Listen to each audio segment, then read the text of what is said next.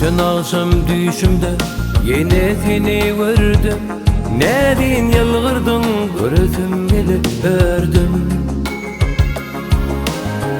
Sana niyetlep gülüm ağın gülün tiyirdim.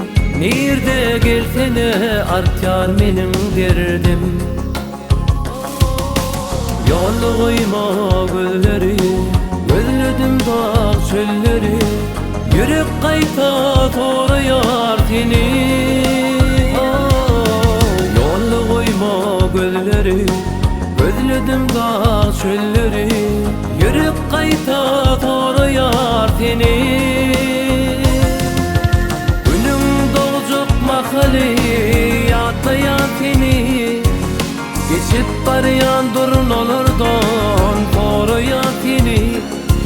Öptü yerde durun yeke yataya seni. Yataya seni, yatayan senin beni. Günüm dolacak mahali yataya seni. Geçip barayan durun olurdan koruya seni. Öptü yerde durun yeke yataya seni. Yataya seni, yataya seni.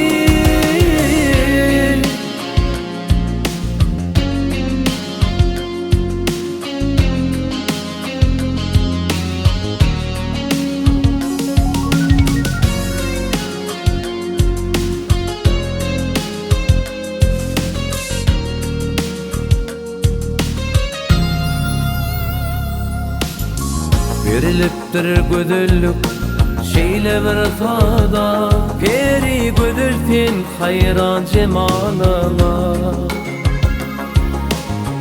Seni vırıp güllerim utanır asılma. Yetmez güdüllük sensiz bağıma. Oh yollu koyma gülleri, gözledim dağ çölleri. Yürek kayta torayar seni. Yollu koyma gülleri, özledim dağ çölleri. Yürek kayta torayar seni. Günüm dolacak mahali yataya seni. Geçip barayan durun olurdan koruya seni. Öptü yerde durun yeke yataya seni. Yataya seni, yatayan senin beni. Günüm dolacak mahali yataya seni. Geçip barayan durun olurdan koruya seni. Öptü yerde durun yeke yataya seni. Yataya seni, yataya seni.